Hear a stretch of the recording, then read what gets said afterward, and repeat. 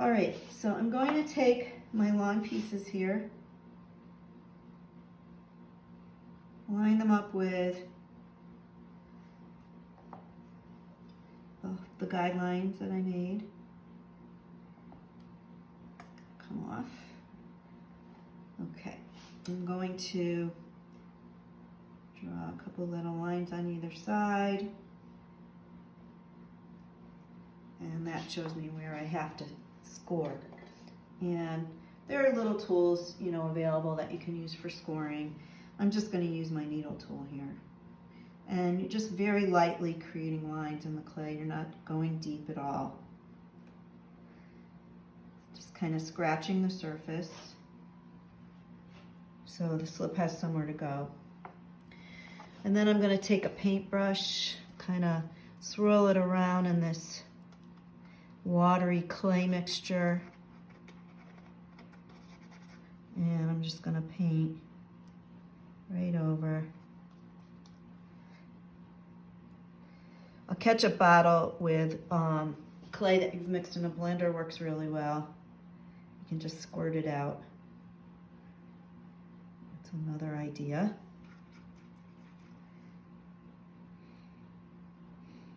You don't need a lot on, especially because this clay is really moist to begin with. If you were working with clay that's a little drier, you would probably want to put a lot more slip on.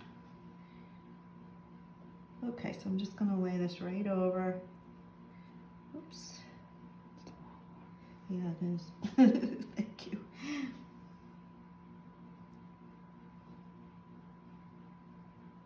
There. Press it down a little bit.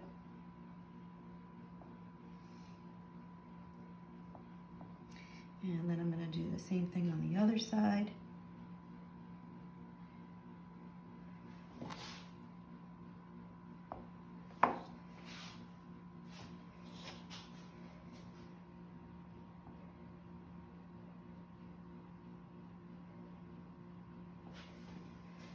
Make sure that looks even and straight.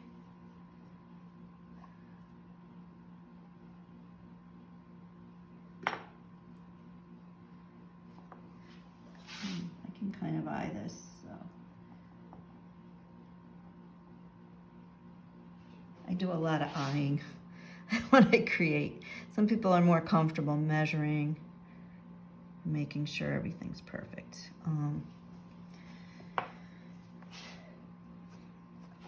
And mine usually comes out pretty good just by eyeing, but I think that's because that's the artist in me.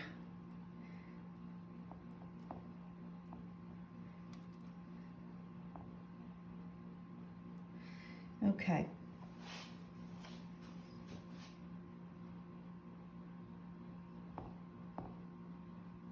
There we go.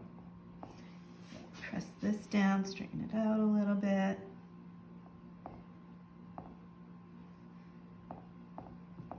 Okay, and now we're going to do the end pieces. I'm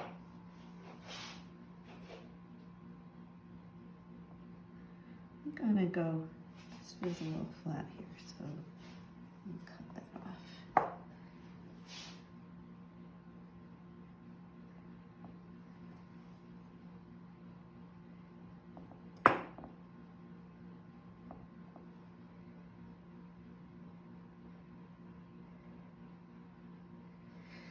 Decided to put it on the outside of these rather than on the inside. I think it makes it a little bit easier to attach.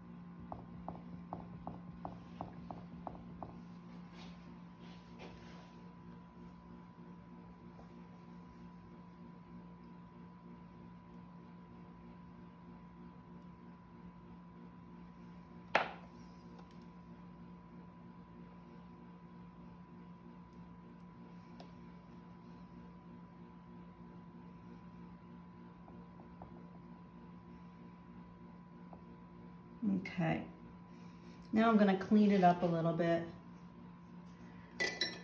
with a wooden tool. I want to make sure that there aren't any air can't get in where the joints are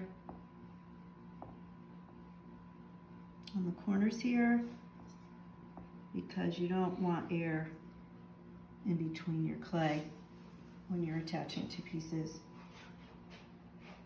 That can cause breakage later on.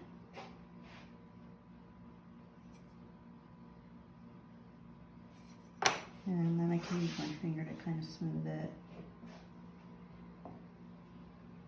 There are a lot of fancy tools out there for working in clay,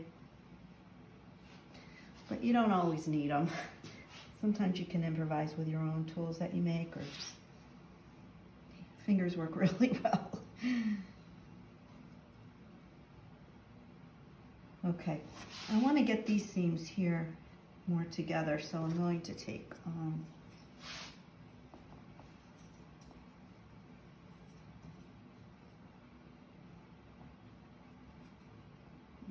smush it together a little bit with the wooden tool. I don't want to press too hard because I don't want to create a divot.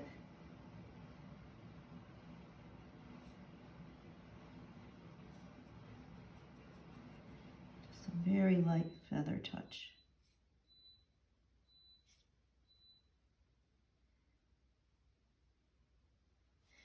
Okay, I'm going to seal this up, the inside. Oops. Make sure there are no gaps where air can get in.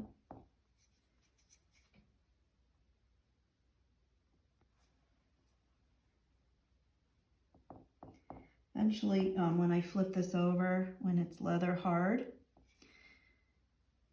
because it's going to have to dry like this for a while. When it's leather hard, I'll flip it over and press down a little bit on the center of the platter, and that will help to make this sit very even on a surface. Okay. Just kind of go around any little divots I may have made with my fingernails or little pieces of clay that are stuck on here. I'll smooth out. And then I'll take a tool. Usually this one here might work well. And I'm going to sign it. I always like to sign my work at about this point when it's still wet. Just makes it a lot easier, rather than waiting for it to dry and then having to scratch out your signature. Okay, and so now what's going to happen is I'm going to take this and place it on my drying shelf here.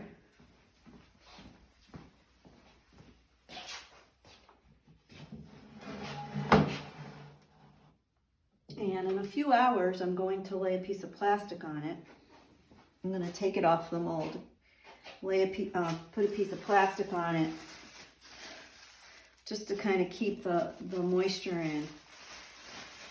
But I don't want it, I want some of it to evaporate out. So this is what the clay looks like when it's leather hard. It still has moisture, but it's stiff. And at this point, what I can do is take a tool, like a rasp. This is a rasp. And I can go over the edges and make them nice and smooth. That's called manicuring the clay. Once that is done, then I unwrap the clay and I let it dry, air dry, to the point where it becomes what we call bone dry. It turns very, very light. All the moisture is out of this now. And it's ready to be put in the kiln and for its first firing, and we call that a bisque firing. Once the piece is bisqued, I'll show you an example here. This is bisqued clay. It's hard, but it's porous, so you can't really use it for any kind of functional purpose. If I were to put liquid in here, it would saturate the inside and it could leak out. So what I would need to do then is to glaze the piece. There are many nice glazes out there. Sometimes I make glazes, sometimes I purchase commercial glazes. You can do lots of fun things with glazes, and I'll get into that more in another video. But once the piece is glazed, as you can see here, this has been glazed, it's painted, then it goes back into the kiln for a second firing. Okay, and once that is completed, then your piece is done. And I'll show an example. Well, actually, the platters that I showed you, these have all been glazed and fired. So they've got a nice hard surface. They're non-porous. You can use them for food. They're food safe. This is an example of a bowl that's been glazed and fired. And I also do these textural hand-built pieces without using a mold, with lots of texture. And this is also glazed and fired. Thank you very much for joining me in my studio, and stay healthy and safe, and we'll see you again soon. Bye-bye.